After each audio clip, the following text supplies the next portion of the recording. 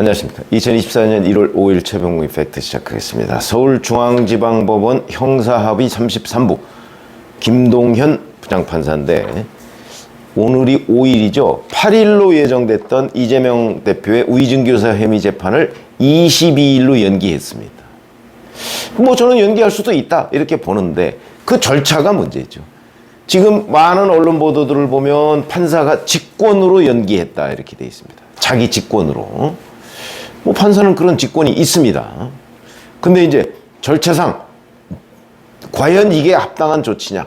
이거는 이제 언론에서 충분히 문제 제기를 할 수 있는 거죠. 왜냐면 아무리 판사지만 그 재판을 그냥 그 법과 상식 뭐 이런 걸 뛰어넘어서 자기 맘대로 진행해도 되는 건가요? 그런 문제가 있습니다. 자, 8일날 하려고 했던 게 바로 이재명 대표를 위해서 검사 사칭 사건에 관해서 위증을 해줬던 김진성 씨 재판이죠. 이 사람 뭐 다 인정을 했고요. 그러다 보니까 이제 8일에 그리고 재판을 좀 빨리 받게 해달라 뭐 이런 탄원서를 냈고 그거를 이제 재판부가 받아들여서 그러면 8일에 결심을 하겠다. 뭐 이거는 별도로 뭐 증인이 필요한 것도 아니고 본인이 다 인정하고 이재명 대표 쪽만 지금 그 위증을 시킨 게 아니다 이렇게 얘기를 하고 있고 김진성 씨 본인은 이재명 대표로부터 이러이러한 위증을 받았고 녹음도 돼 있고 내가 다 인정합니다 이렇게 돼 있습니다. 뭐 심리고 뭐고 할 것도 없고 녹음돼 있는 그 부분을 들어서 판사가 아 그래 이게 위증을 시킨 거냐 안 시킨 거냐 왜냐면 실제 위증을 했으니까 재판에 나와서 그러면 그냥 끝나는 문제인데 그러고서 이제 뭐 형량을 어느 정도로 할 것이냐 뭐 이렇게 되는 겁니다. 그런데 그렇게 하고 이제 선고는 뭐 분리 선고를 하겠다 이렇게 돼 있는데 그 뜻이 무엇이냐? 과연 분리 선고가 이제 이 김진성 씨를 먼저 심리하고 김진성 씨 선고를 먼저 한다는 뜻이냐? 아니면 이제 심리는 먼저 하되 그냥 선고는 보류해 놓고 나중에 이재명 대표에 대한 심리를 다 마치고 나서 선고하겠다는 얘기냐? 뭐 후자 쪽이라고 이제 변호사들이 설명하는 사람들이 꽤 많습니다. 그렇게 되면 사실 총선 전에 선고가 될 것이다 이렇게 보기 어렵죠. 왜냐하면 이재명 대표는 어찌됐든 간에 재판을 질질 끌어서 총선 전에 1심 선고가 안 나오도록 할 테니까. 근데 그거는 이제 재판 전략이고 참 문제는 이게 이재명 대표가 피습된 게 2일입니다.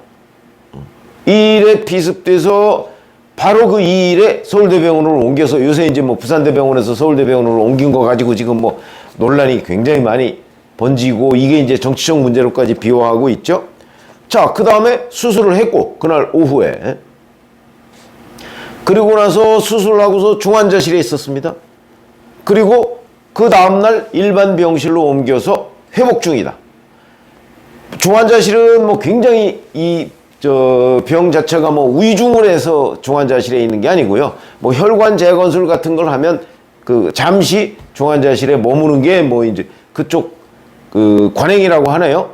그런 점에서 중환자실에 잠시 있다가 이제 일반 병실로 옮겼고 1.4cm 자상 내지는 뭐 자창이라고 얘기를 해야 된다는데 뭐 이 정도면 이제 뭐 퇴원하는 데까지 얼마가 걸리느냐. 뭐 그래서 이제 채널A에 그 인터뷰했던 의사 말이면 뭐 일반 활동은 뭐 한 하루 이틀 정도면 뭐 가능하다 뭐 이렇게 얘기하는 뭐 근데 그분은 뭐 직접 그 상처를 본 건 아니니까 일반론을 얘기하는 거죠.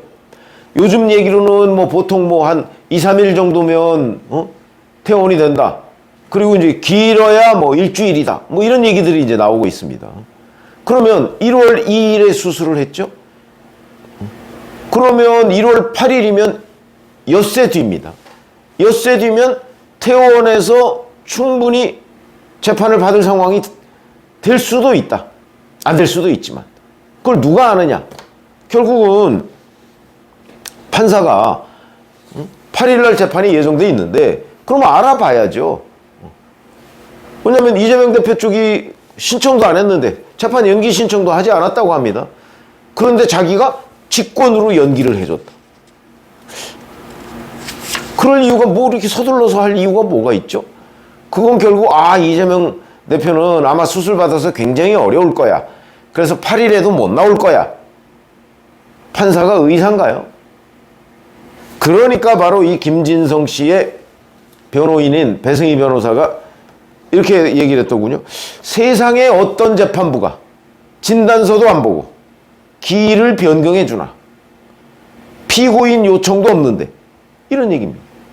그러니까 이거에 대한 정상적인 절차는, 자, 이재명 대표의 변호인들이 이재명 대표의 현재 상황이나 뭐 이런 걸 봤을 때 8일까지 뭐 퇴원을 뭐 할 거라는 둥 못 할 거라는 둥 뭐 이런 상황이 될 것 같으니까, 그러면 병원에다가 얘기를 해서 진단서 떼서 그때까지 재판에 참석하는 건 무리입니다 라고 하는 진단서가 있으면 그걸 떼서 재판부에다 내고, 그럼 재판부가 그걸 보고, 아, 이 진단서 보니까 1월 8일 재판에 이재명 대표가 나오기도 어렵고 나와서도 뭐 제대로 된 진술, 사실 나가서 제대로 된 진술 그런 거 안 해도 됩니다. 변호인들이 다 하니까.